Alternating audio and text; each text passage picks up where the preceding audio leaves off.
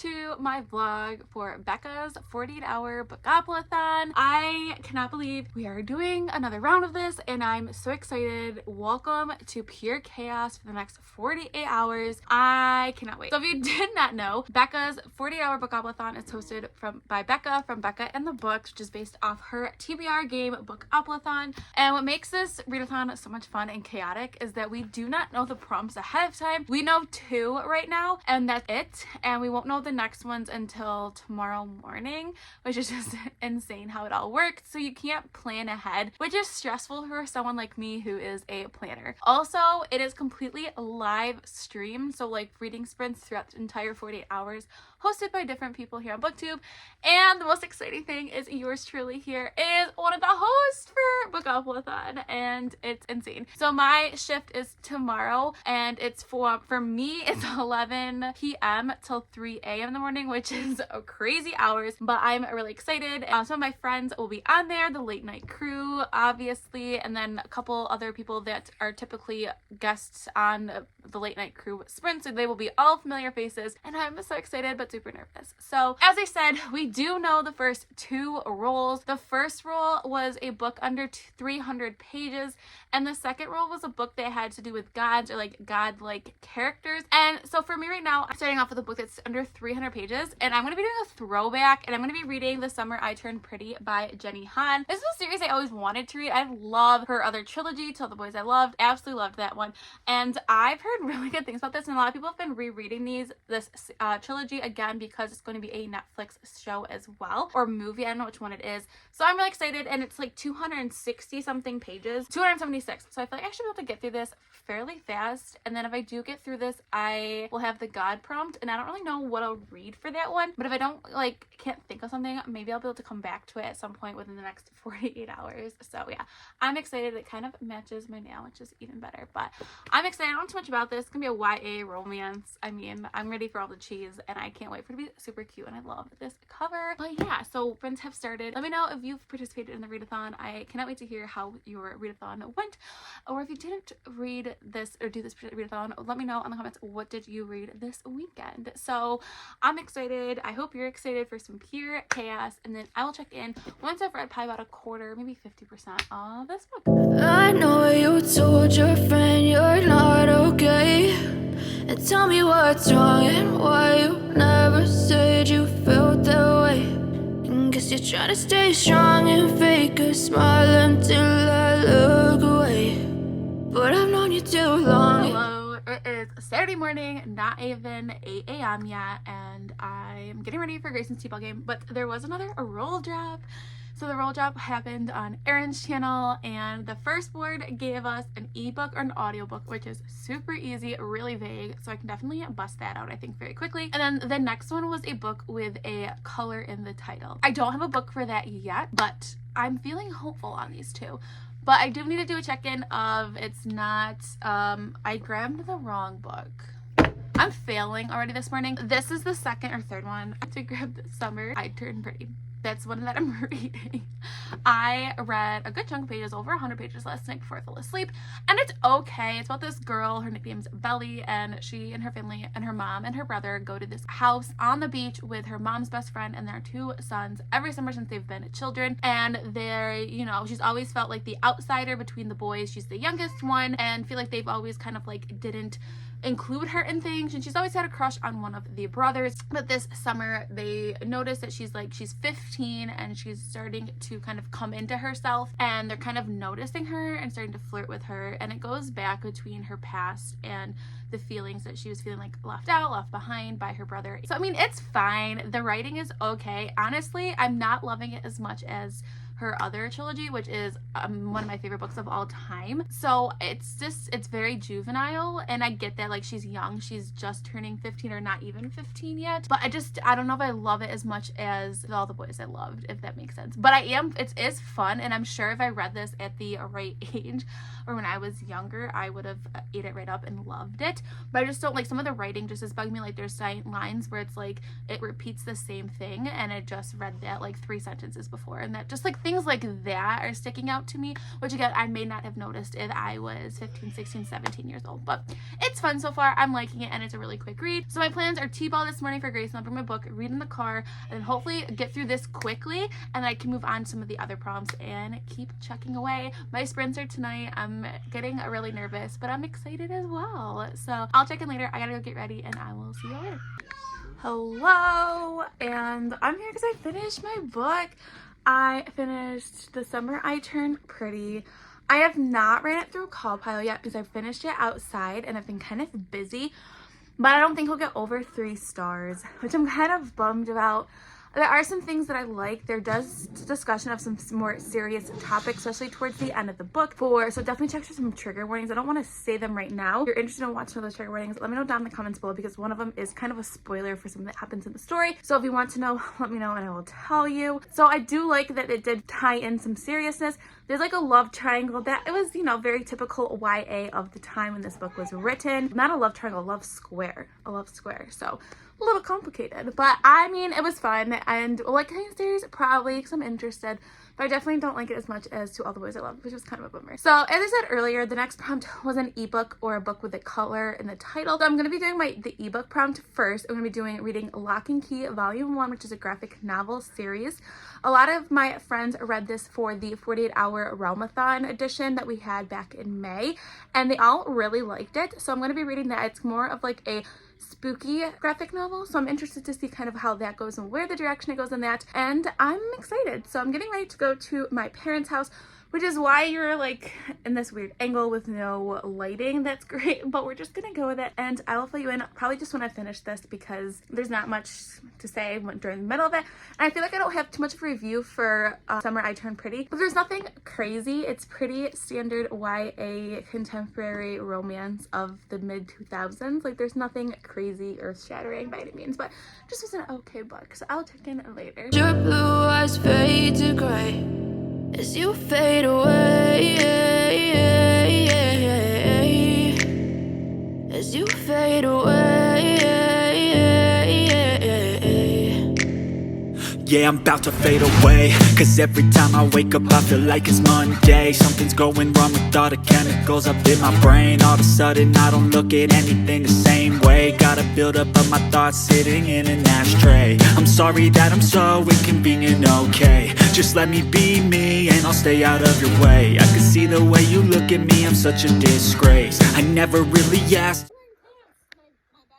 I'm wearing pants. I am wearing pants. No, okay, yeah, no, I like it. Amazing. 10 out of Very bad potato. Not to rub it in. Not to rub it in.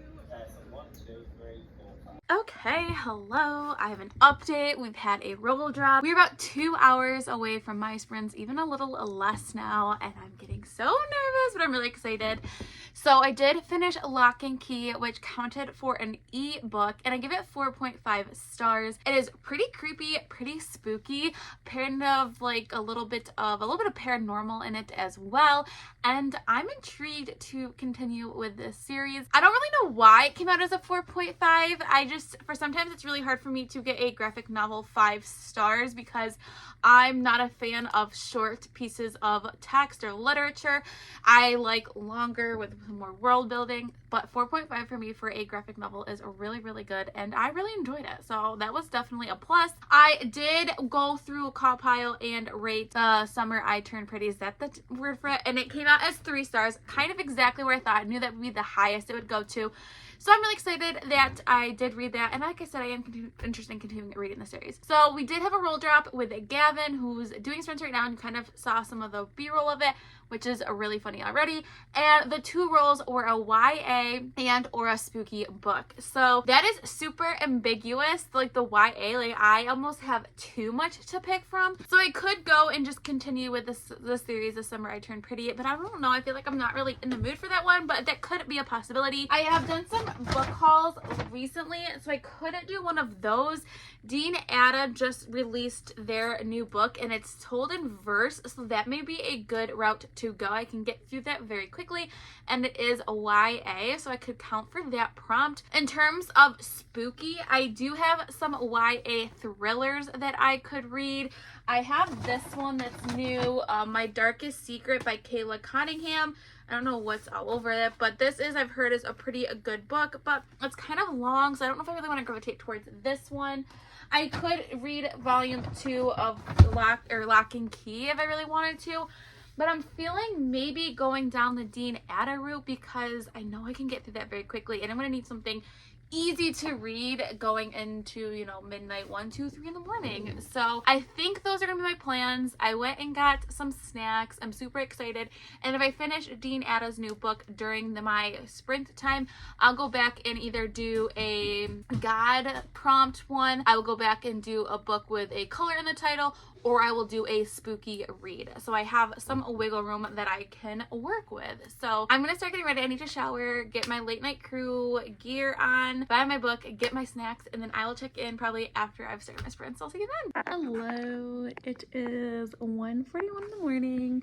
I have not checked in since sprint started, so I figured I would probably check in because I'm at page 244 of my book. But first off, sprints have been going really well. I'm having a lot of fun. I'm meeting a lot of awesome people, and my late night crew usuals are in the chat, which made me feel a lot better because it felt like normal and just like normal sprints. So I'm having a lot of fun, and if you were on, let me know, because thank you for hanging out with me in the chaoticness that the late night crew brings, which I adore and love. But I have gotten a lot of reading done. So basically this story is about a boy named Mac, and he has had this long-standing crush on another boy named Kay, who is like the star on the basketball team, and he has had this crush for a really long time, and he like daydreams about him and yearns for him, and over time, eventually, he becomes good friends with cousin, and between that friendship, he gets to know Kay, and they kind of start to form this relationship, but Kay is not out yet, and this causes a lot of kind of frustration for Mac because he is out, and he doesn't like that he feels like he is being kept as a secret, and sometimes Kay is not comfortable bringing Mac out like in the community around where they live, and he really struggles with that. But the relationship is cute, but it's very corny and very young feeling for me. I feel like Black Flamingo, I knew it was YA, but it didn't read all the time like YA, and I think sometimes because our main character in that story, we grew up with him as we read the story, but this one feels super like young YA for me so far.